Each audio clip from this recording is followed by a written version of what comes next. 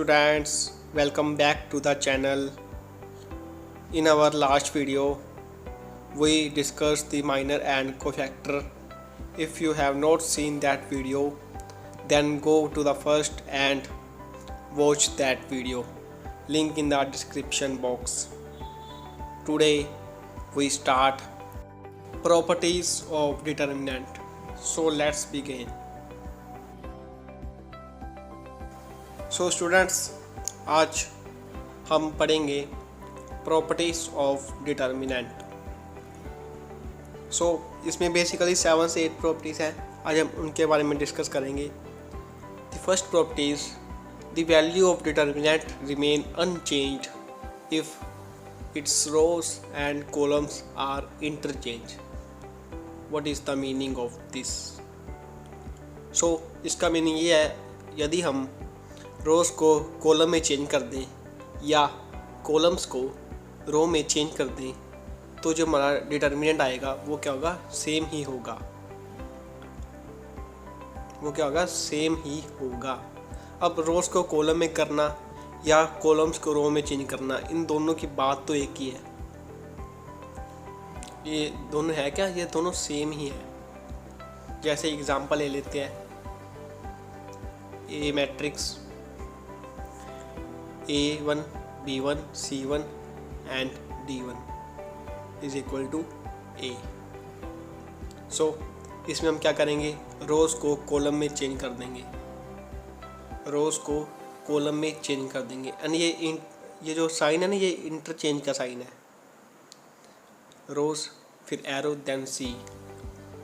क्या किया हमने? रोज़ को कॉलम में लिख दिया, A1, B1, C1 and D1।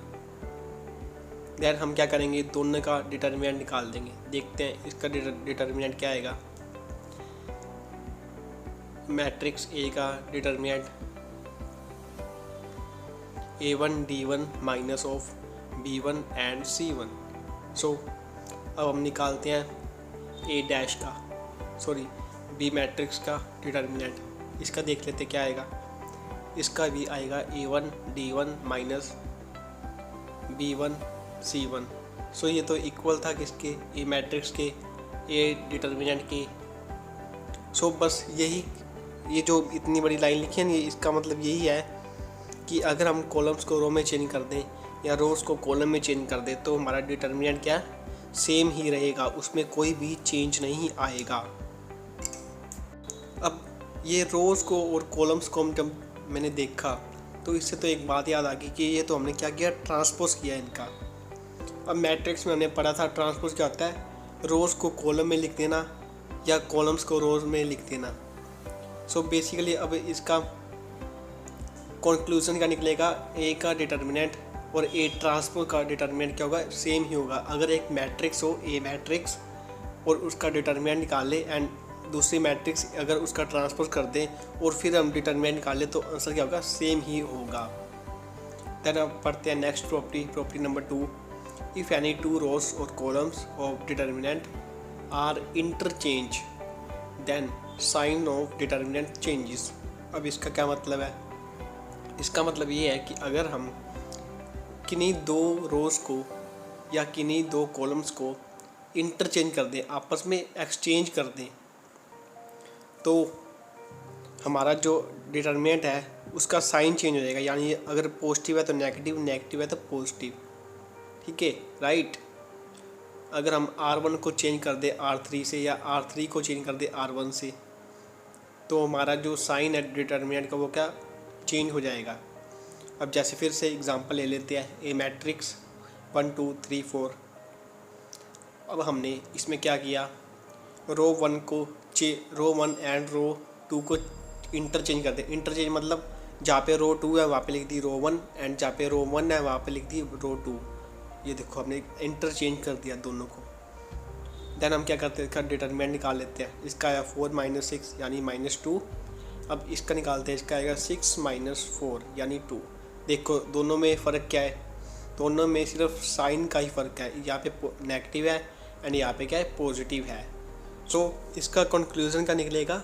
Minus of A equal आ जाएगा A डैश के, राइट। अब यार आपको यहाँ पर कंफ्यूज नहीं होना कि हमने रोज़ को ही केवल इंटरचेंज करना है, हम चाहे तो हम कॉलम्स को भी इंटरचेंज कर सकते हैं। अब यहाँ पे मैं ऐसे करते हैं, दोबारा से बनाई देता, हम यहाँ पे क्या करते हैं, कॉलम्स को इंटरचेंज कर देते हैं, कॉलम्स को इंटरचेंज करते हैं, C1 एंड C2 को इंटरचेंज किया। देन हम क्या करेंगे, इसका डिटरमिनेंट निकाल लेंगे। सो आंसर क्या आएगा, आंसर तो सेम ही आएगा, आप चाहे रोज़ कर लो चाहे आप कॉलम्स कर लो, जो आंसर है वो क्या सेम ही रहेगा। देन हम पढ़ते हैं next property, property number 3, if any two rows are identical then the value of determinant is 0। अब इसका मतलब क्या है, इसका मतलब है अगर कोई दो रोज़ या दो कॉलम्स सेम हो जाए तो उसका डिटरमिनेंट क्या आएगा, 0 आएगा। जैसे अब यहाँ पे देखो, यहाँ पे कॉलम 1 एंड कॉलम 3 के एलिमेंट्स, सभी एलिमेंट्स क्या है, सेम है, देयरफॉर डिटरमिनेंट क्या आएगा, 0। अब चाहे तो इसका प्रूफ भी निकाल सकते हैं। अब प्रूफ के लिए हम क्या करेंगे, डिटरमिनेंट निकाल के देख लेते हैं और देखते हैं क्या ये सच में 0 के इक्वल आ रहा है या नहीं। चलिए देख लेते हैं। हमने क्या किया, एक्सपेंड कर दिया कॉलम 2 से -5, देन +6, 1 1 1 एंड देन -7, 1 1 1 1, -5 ब्रैकेट में 1 -1 +6 bracket 1 -1 and then -7 bracket 1 -1, then ये क्या आ गया, 0 के इक्वल आ गया, 1 -1 यानी 0, 0 × 5 0। सो सच में यार ये तो इक्वल आ गया किसके, 0 के, देयरफॉर ये भी जो प्रॉपर्टी है वो क्या प्रूफ हो जाती है। अब यहाँ पे एक वर्ड लिखा है आइडेंटिकल। आइडेंटिकल का मतलब होता है सेम, जब कोई मैट्रिक्स जब कोई रोज या कॉलम्स सेम होगी।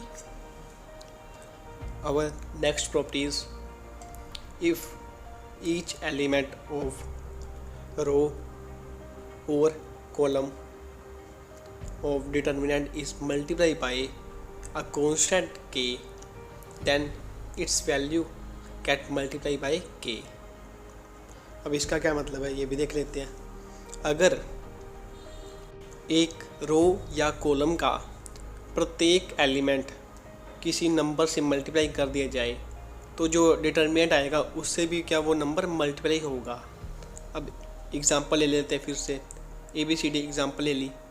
अब दूसरी तरफ क्या करते हैं, के से मल्टीप्लाई कर देते हैं, किसको, रोज़ को कर देते हैं, KA KB C and D। अब क्या करते हैं, डिटरमिनेंट निकाल लेते हैं दोनों का। यहाँ आया AD - BC एंड सेकंड तरफ हमने देखा यहाँ आया KAD - KBC। अब यहाँ पे हमने देखा K तो कॉमन आ रहा है, हम क्या करते हैं, कॉमन निकाल लेते हैं और ये इक्वल था किसके, A डिटरमिनेंट के, देयरफॉर ये क्या हो गया, A डिटरमिनेंट के साथ मल्टीप्लाई। बस इसका मतलब यही है जो ये प्रॉपर्टी लिखी है। सो इससे ये प्रॉपर्टी प्रूफ हो जाती है।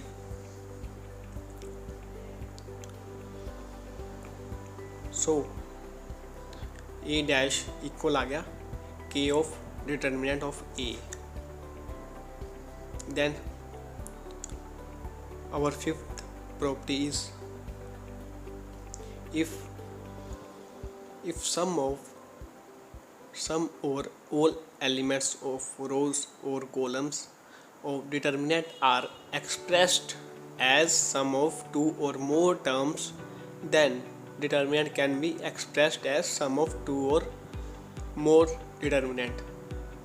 अब यार सिंपल वे में इसका मतलब क्या है कि ये जो एग्जांपल लिखी है, ये अगर ऐसा कोई मैट्रिक्स आ जाए जिसमें दो टर्म्स प्लस में है, सो हम इसको ऐसे भी लिख सकते हैं, A + B वाली है ना, पहले हमने A से सभी लिख दिया एलिमेंट एंड देन B से लिख दिया प्लस आगे बीच में। बस इस जो भारी भरकर इंग्लिश लिखी है ना, इसका मतलब यही है, बस आपको सिंपली यही याद करना है। अगर ऐसी कोई मैट्रिक्स अगर 3 आ जाए, A B यहाँ आ जाए A + B + C, तो 3 आ जाएंगे अलग अलग डिटरमिनेंट वाले, ठीक है, राइट। एज या लिखा ना, एज सम ऑफ 2, ये देखो सम है ना, सम ऑफ 2 और मोर टर्म्स, देन बस ये 2 में आ गए। ये दोनों है क्या, ये दोनों है सेम ही है। अगर आप उसका डिटरमिनेंट निकालेंगे लेफ्ट हैंड साइड का या राइट हैंड साइड का तो आंसर सेम ही आएगा। Then our sixth properties, if to each element of any row or column of determinant the equi-multiplies of corresponding elements of other rows are added then value of determinant remain same। अब यार simple way में ये जो नीचे definition लिखी है आपको बस यही याद करनी है। इसका मतलब क्या है? इसका मतलब है अगर the value of determinant remain same if we apply the operation, मतलब अगर हम R1 रो को या R2 या R3 कुछ भी है, R1 रो को हम चेंज कर दें R1 plus K of R3, ठीक है, तो जो डिटरमिनेंट है वो सेम होगा, फिर भी सेम होगा। जैसे एग्जांपल से आपको ज़्यादा क्लियर होगा। हमने एक एग्जांपल ले ली A1 A2 A3 B1 B2 B3। Then हमने क्या किया, रो 1 को चेंज कर दिया, रो 1 को चेंज किया किससे? हमने किया रो 1 प्लस K ऑफ रो 3, मतलब रो 3 को पहले K से मल्टीप्लाई कर दिया, दैन रो 1 के साथ प्लस कर दिया, A1 plus K C1 A2 plus K C2 then A3 plus K C3 then B1 then B2 then B3 C1 C2 and C3। अब क्या किया हमने, नेक्स्ट स्टेप में प्रॉपर्टी नंबर जो 5th हमने पढ़ी है अभी अभी उसका यूज़ किया।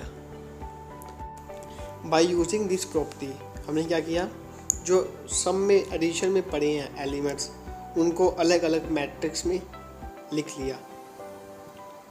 सो क्या करेंगे, हम इनको अलग अलग मैट्रिक्स में लिख लेंगे और जो K है वो सेकंड वाली मैट्रिक्स में कॉमन आ जाएगा। C1 C2 एंड C3 से हमने क्या किया, K को कॉमन ले लिया।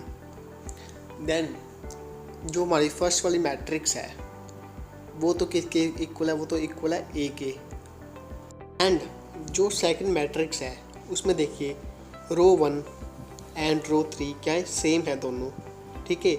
सो हमने प्रॉपर्टी नंबर 3 पढ़ा था, क्या था, अगर दो रोज या कॉलम सेम हो जाए तो जो उनका आंसर आएगा वो क्या आएगा, 0। Therefore A plus 0 is equal to A। So A matrix equal आ गई A मैट्रिक्स के, हैंस जो हमारी प्रॉपर्टी है वो क्या प्रूफ हो जाती है। Then 7th properties, let A be a square matrix of order n greater than equal to 2 such that each element in row or column of A is 0 then determinant is equal to 0। अब यहाँ पे एक बात लिखी है n greater than equal to 0, मतलब order है ना जो, या तो वो 2x2 होना चाहिए या उससे बड़ा होना चाहिए, 3x3 या 4x4 समथिंग जो भी। अगर उसमें एक रो या कॉलम के सभी एलिमेंट 0 हो जाए देन जो हमारा आंसर है वो क्या आ जाएगा, 0 आ जाएगा। देखो हमने प्रूफ भी कर दिया साथ साथ में, ठीक है, राइट। बस ये भी छोटी सी प्रॉपर्टी थी। अब our next properties 8th property, इसमें क्या कहा गया है, इसमें कहा गया है determinant of K A equal है K की power n of determinant of A where K is a order of matrix. इसका मतलब क्या है, अगर जैसे एग्जांपल ले लेते पहले, A मैट्रिक्स है, हमने क्या किया, इसको 2 से मल्टीप्लाई कर दिया, दैन उसका डिटर्मिनेंट निकाल दिया और वो आ गया -8 के equal. Left right hand side हमने क्या किया, पहले हमने क्या निकाला डिटर्मिनेंट, वो आ गया -2। अब लेफ्ट हैंड साइड -8 था इसलिए हमने 4 से मल्टीप्लाई कर दिया ताकि राइट हैंड साइड भी -8 हो जाएगा। और 4 का होता है 2 का स्क्वायर। अब हम याद करते हैं कि लेफ्ट हैंड साइड हमने 2 से मल्टीप्लाई किया था, तो यहाँ भी हमने एक प्रकार से 2 से मल्टीप्लाई किया और जो ऊपर की पावर है 2 वो क्या ऑर्डर है। सो ये दोनों क्या हो जाते हैं, इक्वल आ जाते हैं, ठीक है, राइट। तो स्टूडेंट्स आज की वीडियो के लिए इतना ही, मिलते हैं अगली वीडियो में। और अगली वीडियो का हमारा टॉपिक रहेगा singular matrix and area of triangle. तब तक के लिए गुड बाय।